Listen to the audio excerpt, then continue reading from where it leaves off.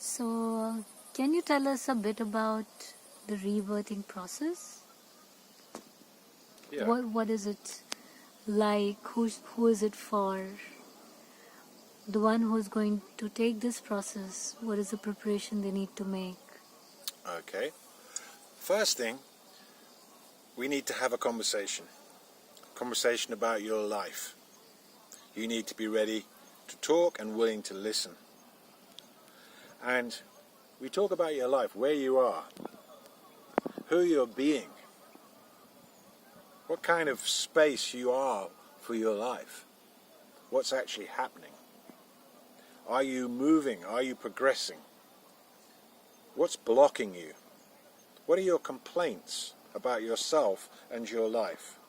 And we need to have a conversation where we process some of that stuff and open it up for transformation. You can't just wish that things were different. You have to find out deeply how things are, and then you can transform them. So after we've had the conversation, which is the first stage, then, if it feels right, we enter into the Vision Quest Rebirth. Rebirthing came into the world with Babaji's appearance in the 80s, Harakan Babaji. He appeared out of a cave as a 16-year-old yogi. And with him, he brought this breathing technique. And basically, you breathe into the top part of your lungs like this.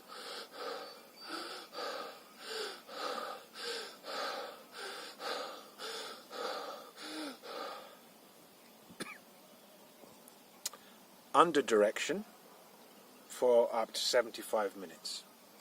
During that time, suppressed emotion begins to surface. The pain body starts to get activated. A catharsis, a release, is brought on by this technique. It's absolutely miraculous how this technique has this result. So you go into the experience, you go through different stages. First you feel a lot of toxicity coming off, then you might feel some sort of cramps and different other feelings going on, and then it builds up and it builds up and it builds up, and it reaches a crescendo and a crisis point, and then you come down the other side into deep, deep peace. And there you access yourself as awareness and rest there. And then good seeds and new possibilities for the future can be planted. And it's just the most beautiful process. And it can be done in groups, or it can be done individually. 1 is good, 3 is better, and 7 to 10, and you get to be able to do it yourself, to give it to others. So it's an amazing process. I've been doing it a long time with many, many, many, many, many people. And it's just very powerful, and you really know you've done it, and it brings profound results. So I offer this, and I do invite you to take advantage of it if you feel called. Feel called. Come. And is there a kind of preparation you would ask them to make? The preparation really on the day of doing the rebirth is not to eat too much, and to, set your mind in a good way. But there's no big, the experience itself is so powerful that it doesn't really matter how you turn up. Once you start breathing, you go into the experience anyway. It's a bit like, it doesn't matter how you turn up on the riverbank. Once you dive in the river, you're going to flow off with it, and you're going to get fully soaked. It's a bit like that.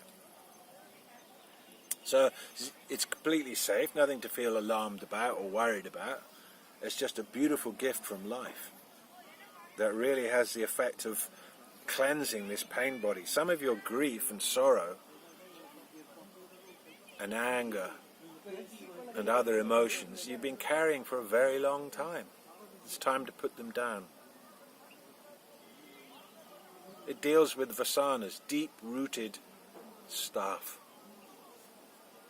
time to let it go. Stuff to do with parental disapproval, stuff to do with sibling rivalry, stuff to do with various kinds of incest taboo, stuff to do with abuse, stuff to do with specific negative experiences that have happened, stuff to do with the subconscious death urge. Deep-rooted stuff. And it just naturally processes it and integrates it energetically using the breath. And you feel it happening, and insights come. And you feel just more aligned afterwards. You feel lighter. You feel that you've done something really constructive, really helpful.